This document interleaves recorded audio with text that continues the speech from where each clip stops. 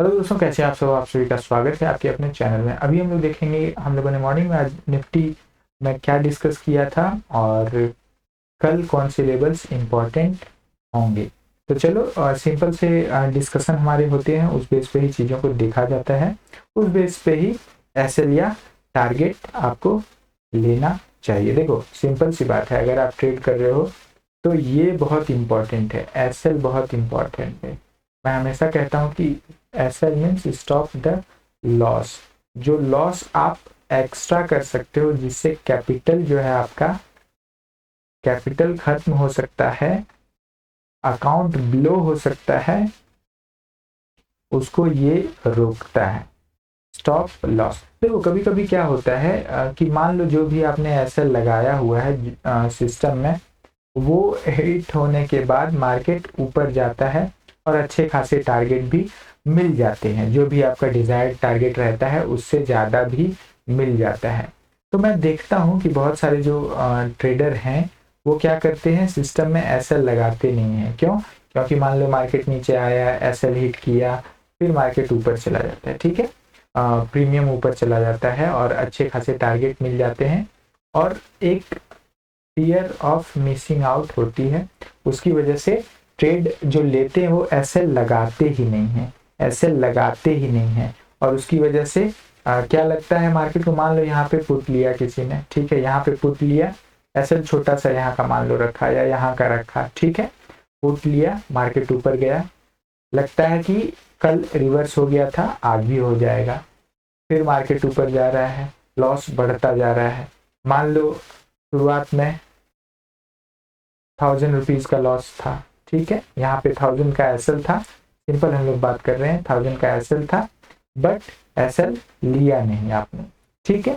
क्यों? क्योंकि ये 1000 का लॉस होगा, उसके बाद रिवर्स हो जाएगा, ठीक है, रिवर्स हो जाएगा, आपका पोजीशन जो है वो प्रॉफिट में बदल जाएगा।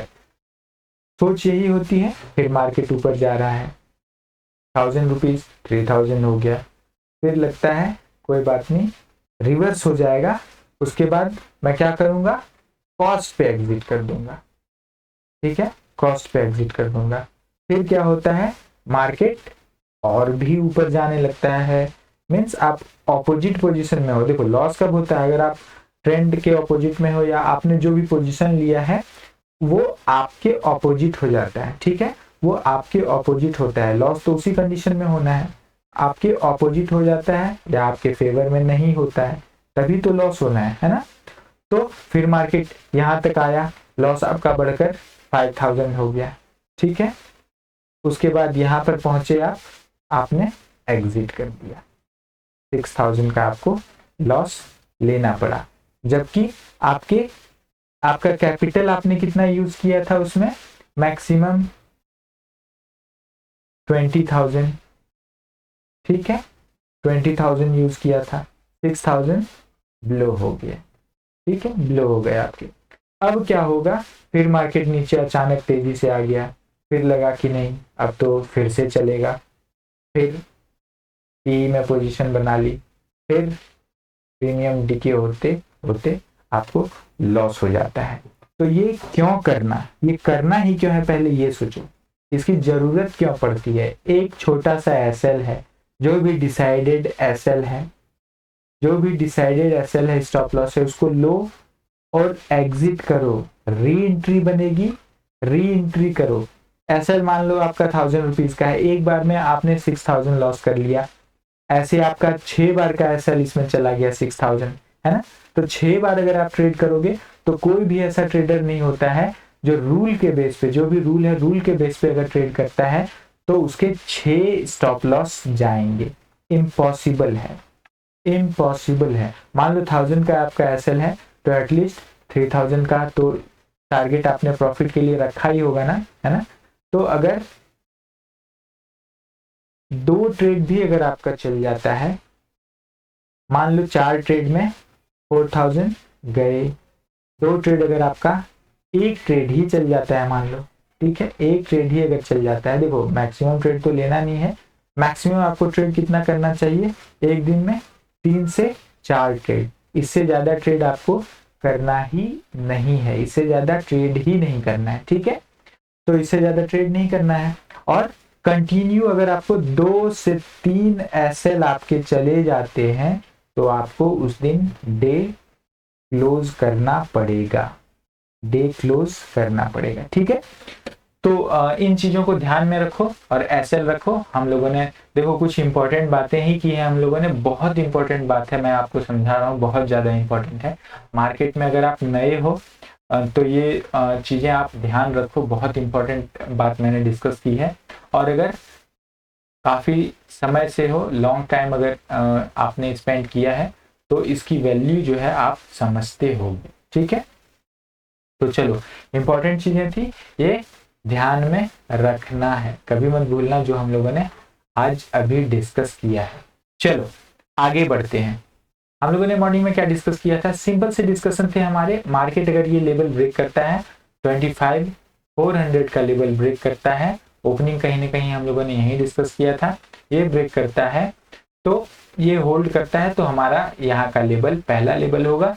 और ये होल्ड करते ही हम लोग ऊपर के कौन कौन से लेवल देखेंगे, तो हम लोगों ने डिस्कस किए थे 520, 560 और 600 भी ऊपर देखा जा सकता है। बट मॉर्निंग में ओपनिंग यहाँ पर हुई, लेवल हमारे जो थे गए, उसके बाद यहाँ से प्रॉफिट बुकिंग और सेलिंग स्टार्ट हुई। क्योंकि देखो डेली आप देखोगे निफ्टी कहीं ना कहीं एक न्यू एटीएच बनाता है, निफ्टी एटीएच बनाता है तो कुछ नया नहीं हो जाता है। तो टेलीग्राम में मैं ये सारी चीजें डिस्कस करता नहीं हूँ, क्योंकि निफ्टी का ये काम हो गया है, डेली निफ्टी यही कर रहा है यहाँ पे। तो न्यू एटीएच होता है, वहां से प्रॉफिट बुकिंग आती है, सेलिंग होती है, सेलर को प्रीमियम अच्छे मिलते हैं, वो सेल करते हैं और ऑपरेटर अपना गेम खेल जाते हैं यहाँ पे, है ना। तो सिंपल रखते हैं, कल के लिए ये और ये सेम लेवल ध्यान में रखना है। ऊपर के लिए 480 का लेवल ध्यान रखो और नीचे के लिए जो आज का लो है 360 पकड़ कर रखो, 25 360 और ऊपर 25 480, लगभग 120 पॉइंट्स हैं इसमें। रहे मार्केट तो आपको स्कैल्पिंग करना चाहिए, इसमें स्कैल्पिंग करना चाहिए। टारगेटेड ट्रेड अगर आपको करना है तो इसके बाहर ही होगा, इसके बाहर ही होगा, इस रेंज के बाहर ही आपको ट्रेड करना है। अदरवाइज मार्केट इसी में आपके कभी सी में एसएल दोगे, कभी पी में एसएल दोगे, ठीक है, यही होता रहेगा। ये निकलेगा तो 520 का लेवल पहला, ठीक है, 520 का लेवल, फिर ये एक एटीएच पे जाएगा, फिर यहाँ से एक प्रॉफिट बुकिंग आती है, तो फिर आप छोटे से एसएल के साथ नीचे के लिए ट्रेड देख सकते हो।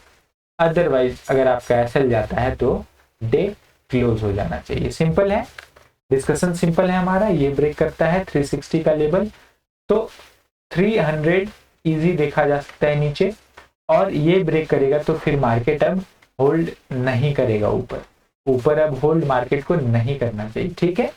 तो इस तरह से लेवल्स का ध्यान रखना है आपको। बैंक निफ्टी में देख लेते हैं हम लोगों ने क्या डिस्कस किया था और क्या मार्केट का बिहेवियर रहा, किस तरह से ट्रेड्स लिए गए होंगे, किस तरह से प्ले किया गया होगा। हम लोगों ने क्या डिस्कस किया था, ये लेवल अगर निकलता है 840 का लेवल, 52 840 का लेवल अगर निकलता है तो पहला लेवल होगा हमारा 53,000 और 53,100 का हम लोगों ने लेवल डिस्कस किया था। मार्केट यहाँ से लगभग एटीएच के पास गया, एटीएच क्या है हमारा 53,368 के आसपास एटीएच है, 351 तक गया मार्केट, वहां से फिर नीचे ऊपर होता हुआ मार्केट कहीं ना कहीं साइडवेज होता रहा और बायर को तो कुछ अच्छा खासा नहीं मिला। एक यहाँ पर ट्रेड मिला होगा, दूसरा यहाँ पर मिला, 2 ट्रेड्स मिले हैं, उसके बाद कुछ खास नहीं मिला बायर को। खैर, कल के लेवल्स हम लोग डिस्कस कर लेते हैं। 53,100 ऊपर का ध्यान रखो और नीचे 52,900 का, ठीक है। क्लोजिंग ऊपर आई है लगभग 53,037 के आसपास, तो नीचे अगेन ये लेवल इंपॉर्टेंट रहेगा, 52,900 नीचे ध्यान रखो, और ऊपर 53,100, ये दोनों लेवल निकलते हैं कहीं तभी कुछ अच्छा खासा आपको देखने को मिलेगा। और 53,200 का भी ध्यान रखना, 100 निकलता है फिर 200 निकलता है तो फिर मार्केट कल एक न्यू एटीएच क्रिएट कर सकता है। बैंक निफ्टी एक न्यू एटीएच आपको दिखा सकता है, ठीक है। न्यू एटीएच के लिए आप प्रिपेयर रहोगे, ये अगर निकलता है कल 53,200। बट ये सारी जो हम लोग कंडीशन डिस्कस कर रहे हैं, ये सारी कंडीशन जो है फ्लैट में आपके वर्क करेंगे। फ्लैट अगर मार्केट ओपन होता है तो ये सारे कंडीशन वर्क करेंगे। अगर कहीं 53,400 पे अगर ओपनिंग हो गई तो फिर 200 पर मार्केट आकर अगर सपोर्ट लेकर उठता है फिर आपको एंट्री बनानी चाहिए। तो इस तरह की कंडीशन हो जाएंगे। गैप डाउन अगर होता है तो फिर 52,900 मान लो नीचे कहीं इधर ओपनिंग होती है, यहाँ तक मार्केट आता है फिर नीचे आता है, तो फिर आपको नीचे के ट्रेड्स ही देखने चाहिए। मार्केट का व्यू आपका नीचे का ही होना चाहिए। तो सिंपल सी हमारे डिस्कशन है, हम लोगों ने लेवल्स डिस्कस कर लिए हैं। अब अगर ये लेवल ब्रेक करता है नीचे तो फिर मार्केट नीचे जाने की कंडीशन में बना रहेगा, और ऊपर अगर ये ब्रेक करता है तो फिर यहाँ पे एक छोटा सा रेजिस्टेंस है, ये ब्रेक करेगा तो फिर इसको कल मार्केट ब्रेक कर देगा और न्यू एटीएच बना सकता है। बट ये ब्रेक करने के बाद इट मीन्स 53,200 का लेवल भी ध्यान रखना है। तो लेवल सिंपल है, उसको ध्यान रखना। और हम लोग अभी फिर निफ्टी देख लेते हैं, कल सेंसेक्स की भी एक्सपायरी है तो इंपॉर्टेंट लेवल डिस्कस कर लेंगे। सिंपल रखो इसको भी। देखो बिगिनिंग में जो हम लोगों ने डिस्कस किया वो अच्छे से आप लोग देखो, और क्या आप लोगों को लगता है, क्या हम लोगों ने डिस्कस किया, क्या आप लोगों के साथ भी ये होता है, या मैंने जिन मेंबर्स से ये डिस्कस किया है, सुना है, सिर्फ उनके साथ ही होता है। तो आप लोग भी ये डिस्कस करके बताना जरूर। तो चलो इसके लेवल देख लेते हैं। ऊपर 24,440 का लेवल ध्यान रखो, और नीचे जो है 24,320 का लेवल जो ब्रेक करता है 100 to 120 पॉइंट्स के लिए आप जा सकते हो, ठीक है, सिंपल है। बट यहाँ ये ब्रेक करता है 320 का लेवल, तो पहला 280, 320, 280 और दूसरा लेवल 240 का आपका लेवल रहेगा, लगभग 100 पॉइंट नीचे। ऊपर की अगर हम लोग बात करें तो 440 ब्रेक करता है तो एक रेजिस्टेंस यहाँ पे है 500 के पास, ये ब्रेक करता है तो फिर अगेन ये भी इसके ऊपर निकल जाएगा 600, 640 के भी लेवल ऊपर हम लोग देख सकते हैं। तो सिंपल से लेवल है, उसका ध्यान रखो और उस बेस पे ही चीजों को लेकर आगे बढ़ो। सेंसेक्स के लेवल्स देख लेते हैं, कल सेंसेक्स की एक्सपायरी है। एक बात का ध्यान रखना, अगर 83,000 अगर मार्केट कल सेकेंड हाफ में, ये ध्यान रखना, सेकेंड हाफ में अगर ब्रेक करता है, एक्सपायरी है, तो आपको जीरो हीरो इस डायरेक्शन में ही मिल सकता है, ठीक है। सेकेंड हाफ में मतलब एक 130 के बाद अगर ये ब्रेक करता है 83,000 का राउंड लेवल, तो आपको इसी डायरेक्शन में जीरो हीरो मिल सकता है, ये ध्यान रखना। अगेन ऊपर 83,400 निकालता है तो फिर 600 और 800 इजी आपको देखने को मिल सकते हैं। 800 निकाला तो फिर 84,000 के लिए सेंसेक्स प्रिपेयर रहेगा। नीचे के लेवल 83 निकालता है तो 82,800, 82,800 होल्ड नहीं करता है, तो 82,600 भी इजी देखा जा सकता है। सिंपल सी लेवल है, उस बेस पे ही चीज़ों को देखना है, समझना है। बिगिनिंग में हम लोगों ने बहुत इंपॉर्टेंट चीज़ों को डिस्कस किया था, तो वो भी ध्यान रखना।